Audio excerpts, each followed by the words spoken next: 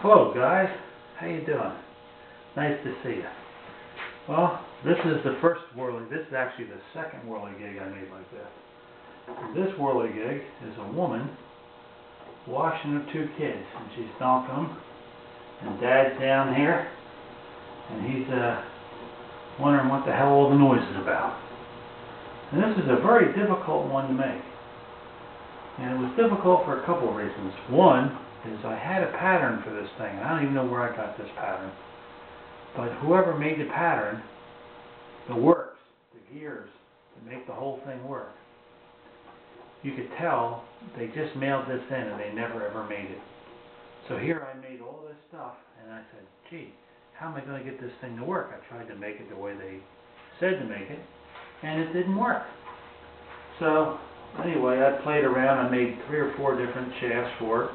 I found some bearings at Fazio's that fit some 3/16" metal, and I just played around. And anyway, the first one I made is out on top of your shed, and I wanted to see how long the linkage and stuff would hold up and what problems I would have. And I've had about, I don't know, maybe a half a dozen problems, and so I kept modifying it.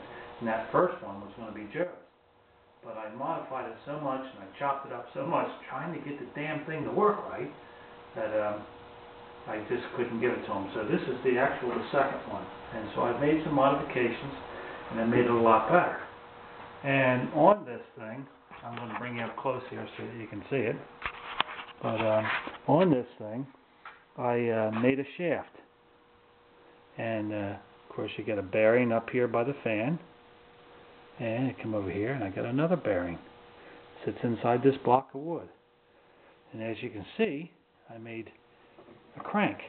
Well, making that crank was a very difficult thing to do, because how do you weld this or braze this together and keep it straight enough to go through 2 bearings? If it was only going through 1 bearing, it wouldn't matter. But going through 2 bearings, I had to really make it straight.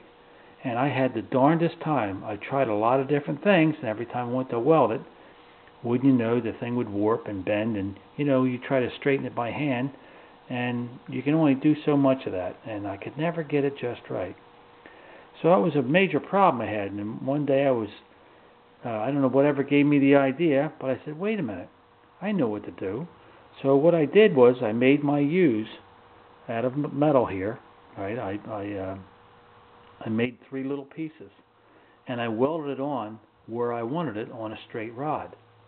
And then I took a hacksaw and I cut this piece out, and the shaft was almost perfectly straight. So I got around that. Then I used, I couldn't get the linkage to work correctly, so what I ended up doing was use fishing line. And I tied fishing line to the bottom of each of the little buoys, and I wrapped the fishing line originally around the shaft. Well, that didn't last very long. It wore through, just the abrasion.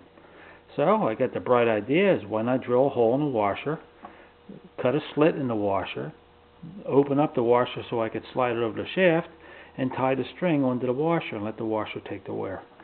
So far, it's been doing pretty good. And I'm very, very happy with this thing, because it took a lot of work, a lot of ingenuity. I bet you I worked on and off of this thing for over a month. Actually, I'm still working on it from time to time.